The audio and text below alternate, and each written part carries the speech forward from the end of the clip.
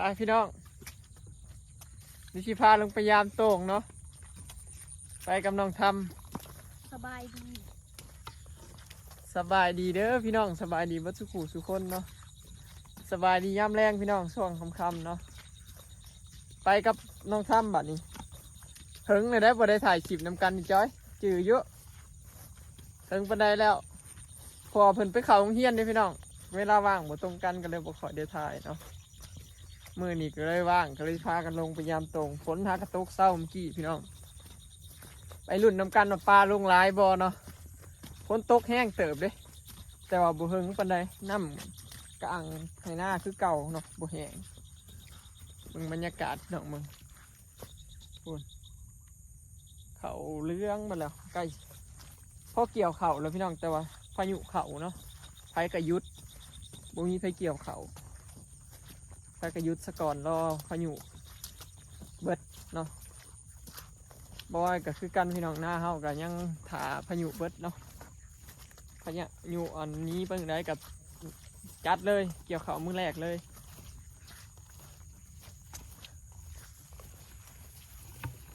โอ้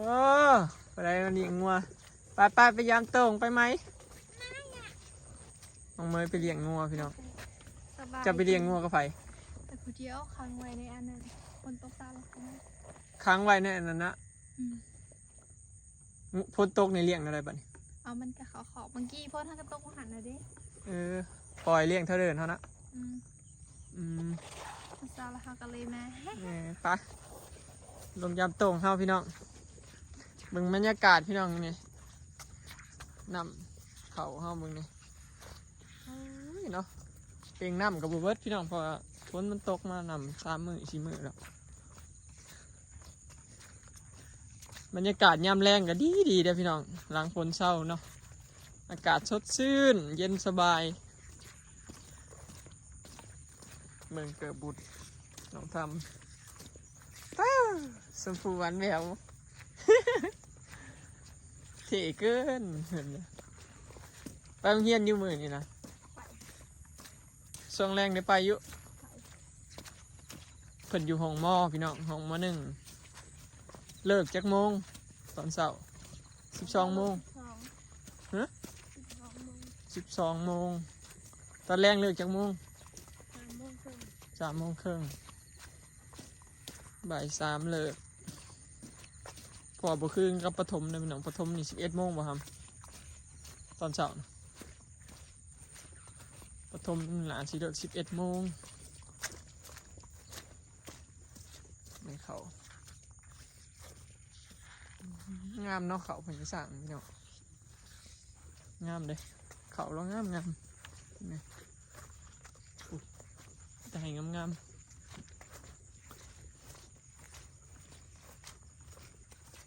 นี่เขาพอต่อไข่เขาบ่อแป๊บปีนี้เราก็บ่ค่อยงามไปแล้วแถวหลุมมันเป็นเพียปีแล้วนี่งามเลย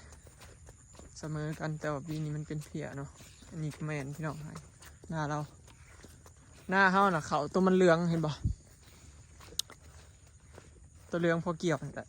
นั่นคือเขาเฮาพี่น้องเขียดหน้าเฮานี่น้อยนี่ก็ของเราเฮาตัวเขาเหลืองพี่ไอเป่งน้ำออกเด้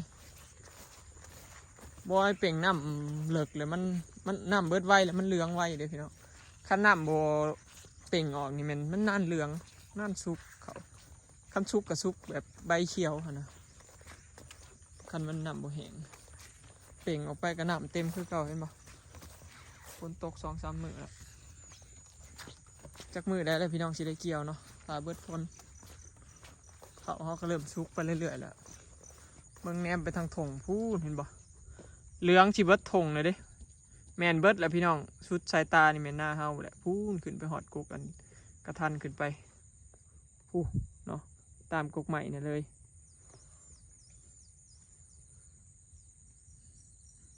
ไม่ใช่ปลานะขึ้นเนี่ยไอ้มากยังเต็มอยู่นี่นั่นจับออกก็ได้ด้วยจับอันแม่จะจับได้จับปวดได้ใส่เอาจับมันดูมันอยู่ในปากทอนจับโอ้ยไปซ้ มันกำลังบืนเนาะกำลังชิลงบ่ได้สับนะครับ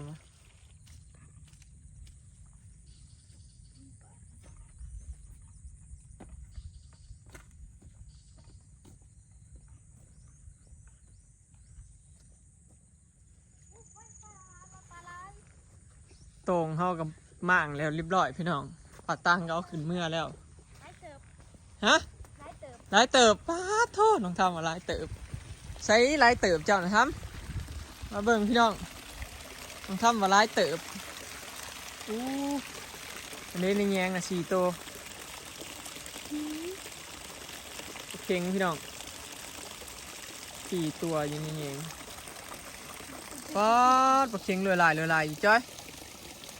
นี่ป๊าดโทษรอบแรงลุงหลายเนาะฝนมาปลาก็มาพี่น้องมึงนี่ฝนตกมามีของกินนี่แหละพี่น้องบ้านเฮาเนาะฝนตกมามันบ่อึดของอยู่ของกินเนาะเพราะว่าปูปลากบเขียดเห็นบ่พี่มีแต่ปลาเค็งพี่น้องลอยเป็นแพอยู่เห็นบ่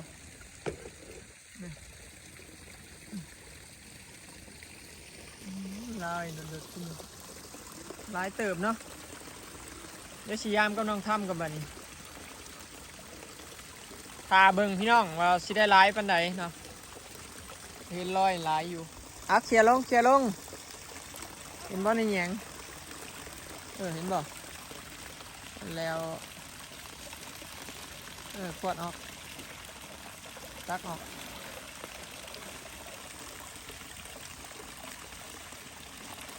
หันกระตองพริกเต็มพริกทิมนั่นแหละถึงว่ามาขวดทางนี้สิมายามตรงกันเลยพี่น้อง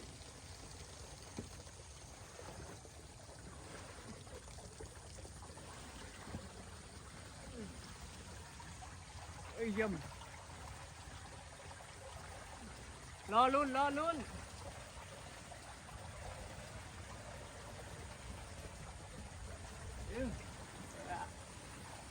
้หนึ่งได้เยอะ นักเด็ก ดึงอีกเอา อย่านักเด้ก ดูปลาได้ไหม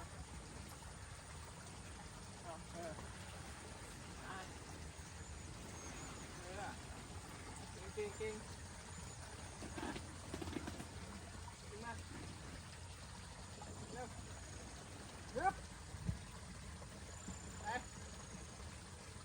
เอาจับเงาดึงไปเลยเอาพับคัดไว้ดึงให้คัดไว้ช้อยดึงคัดไว้มันคัดไว้คัดไว้จะให้คัดเอาละคัดไว้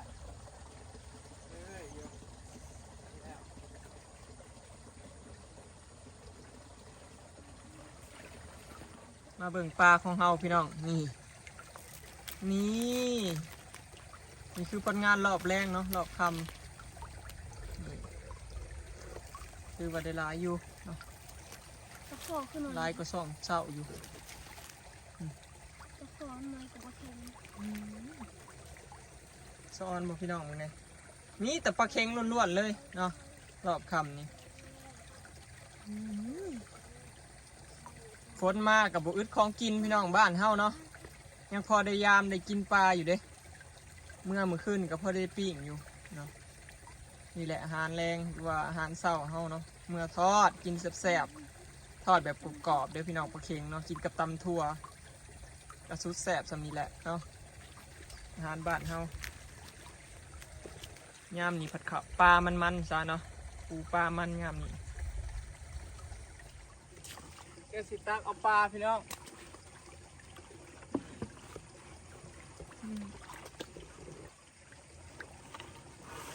โอเคมาไต่นี่เรียบร้อยเห็นบ่พี่น้องนี่ นี่อะ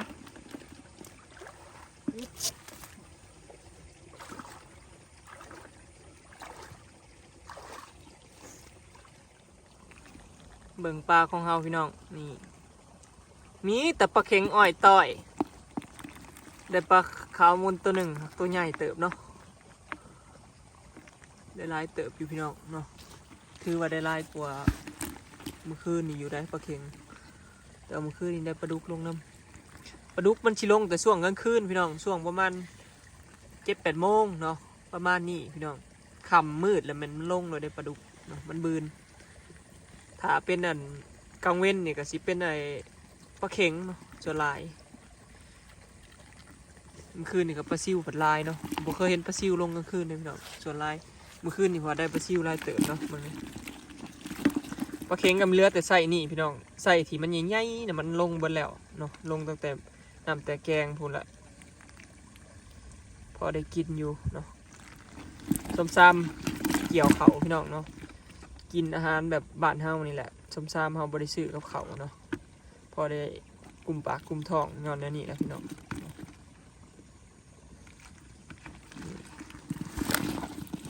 บ้านเฮาก็จักสิกินยังพี่น้องใครเนี่ยแต่กินไปตามฤดูกาลเนาะมีปลากินปลามีปูกินปูหั่นล่ะแต่ว่าย่ามนี่นะคือปูปลานี่มันเลยพี่น้องนับตั้งแต่กบเขียดเนาะคือย่ามนี่แหละเขาเจ้าเนื่องกินเนื่องปิ่งย่ามนี่คือมันสุดแล้วต่อไปจักหน่อยก็เนื่องเขียดไม่ไข่เนาะกับปูกับไปจีนี่มันขนาดนี้พี่น้องย่ามนี่มันนี่ก็คือย้อนเรามันได้กินดอกเขาละทอดกรอบๆเนาะมีผู้ใดอยากนะพี่น้องผู้ใดหมักทอดปลาเค็งแน่คือบออยแน่เนาะส่วนโตนี่หมักแห้งทอดปลาเค็งกินกับตำบักหุ่งหรือว่าตำถั่วปีเนาะมันสิได้เข้ากันคือสุดเข้ากันคือตำถั่วปีแหละพี่น้องกับทอดปลาเค็งเนาะแซ่บแห้งบอกเลยว่าสุดยอดอาหารบรรยากาศหลังโต่งพี่น้องมึง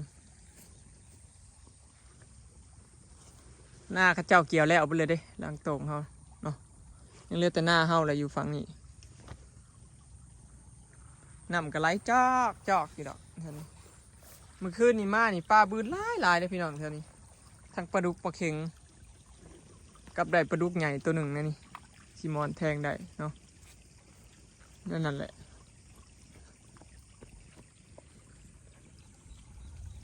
ฟ้าเสียงฟ้าห้องหึ่มอยู่จักสิตกหรือบ่มือแรงเนาะเถื่อกับบ่ตกซ้ำตรงกับฮือขึ้นเมื่อแล้วพี่น้องพอบ่ได้เฝ้าอีกแล้วเนาะพอมันเบิดยามตรงแล้วปลามันลงเบิดแล้วเหลือแต่ที่มันยังข้างแถวไฮหน้าละเนาะปลามันกระบืนนี้ตายซื่อๆเนาะบ่ร้ายปานใดที่หน้าเฮาดะยังได้ก็คือหน้าเฮามันอยู่หลุมสุดเด้พี่น้องแบบว่ามันบ่มีบ่อนไปเด้มันก็ลงมาก่อนอยู่บ่อนเดียวจังซี่นะเอามาโต่งเอาบ่อนเดียวหน้าเฮามันมาลุบกว่าหมู่เนาะมันก็เลยมาลงนี่เบิดปลาก็เลยได้จนฮอดเกี่ยวเขาพุ่นล่ะปีนี้ว่าสิหื้อไว้อยู่พอปะไปโดนเสาฝนเสาตกมันม้ากัดพี่น้องมันก็ยังมีปลาลงอยู่เด้แต่ว่าเฮาหื้อไว้นะคือปีแล้วนี่บ่ฮื้อก็คือแบบเสียแยงถิ่มจนได้ซื้อใหม่ปีนี้เนาะปกติแยงนี่เขาซื้อปีหนึ่งเขาใส่ได้ไปหอด2-3 ปีผู้ใดขั้นต่ำนี่2 ปีเนาะแต่ว่าบ่อ้อยซื้อปีแล้วนี่มากัดหมุนเบิดได้ซื้อใหม่ปีนี้พอเราถ้ามีซื้อใหม่นี่แหละพี่น้องบรรยากาศอยู่ตรงเนาะอยู่ตรงไฮตรงหน้าคันได้ลงมากกับบ่อยากเมื่อพี่น้องบรรยากาศมันดีแห้งเลยเนาะแถมเย็นจ้อยอยู่ปะพี่น้องขึ้นเมื่อเนาะบัดนี้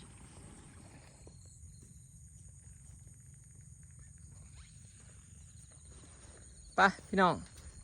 ขึ้นเมื่อเนาะคำแล้วงานนี่คำไวเลยแป๊บเดียวมืดตึ๊บเลยคือดับไฟนี่แหละงามเกี่ยวเขานี่เนาะมืดไวเลยบุคือยามดำหน้าเลยยามดำหน้านี่ นั่นค่ำนั่นมืดเนาะตกมายามเกี่ยวเขานี่มืดไว้มืดแบบบุหูโตเลยน้ำในหน้าก็ยังลายอยู่พี่น้องเห็นไหมเขาก็งามอยู่ประคอบ่เขาห้องงามอยู่ได้พี่น้องปีนี้แต่ว่างามนะบ่ซ้ำปีแล้วแต่ว่ามันเสมอกันนะมันงามเสมอกันเด้อพี่น้องมันบ่มีแบบตัวตายตัวกระเซิงกระสางนะ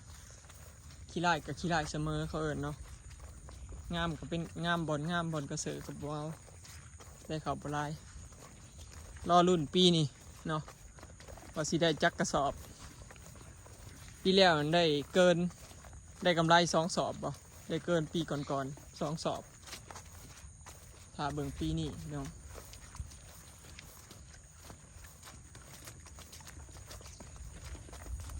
เกี่ยวเขาปีนี้สิมวนที่มันสำได้รอรุ่นพี่น้องปีแล้วเนี่ยก็ถือว่ามวนเติบเนาะเกี่ยวหลายคน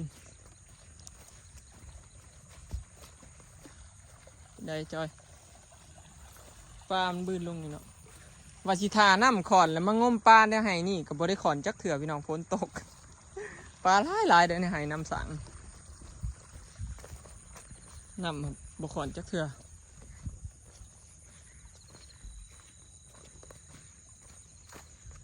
ปีนี้เขาได้กินข้าวใหม่ลากท่ายหมูพี่น้องเขาใส่ข้าว12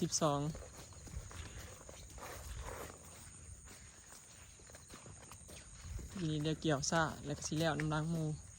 เผื่อหน้าเฮาแล้วนี่ก็คือเขาเจ้าสิแล้วเบิดแถวนี้แหละพี่น้องเนาะเผื่อเฮาแล้วก็พอดีบ่มีบรรยากาศแบบนี้อีกแล้วเนาะบรรยากาศทงไห้ทงหน้านำปลาเขียวเขาเขียวนี่ก็สิบ่มีแล้วบ่เกิน3 ทิศพี่น้องก็คือภาพนี้ก็สิหายไปเนาะก็สิกลายเป็นตอเฟืองตอฟางแล้วบัดนี้แห้งแล้งเข้าไปยามแล้งเนาะ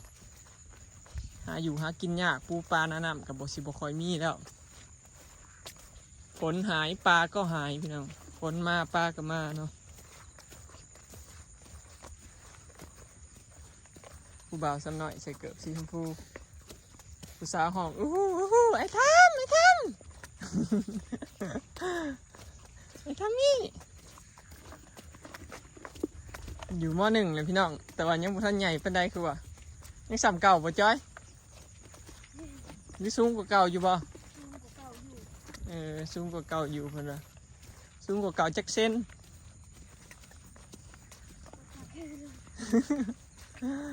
มันสูงกว่าเก่าอยู่พี่น้องแต่ว่ายังจ่อยคือเก่าเนาะ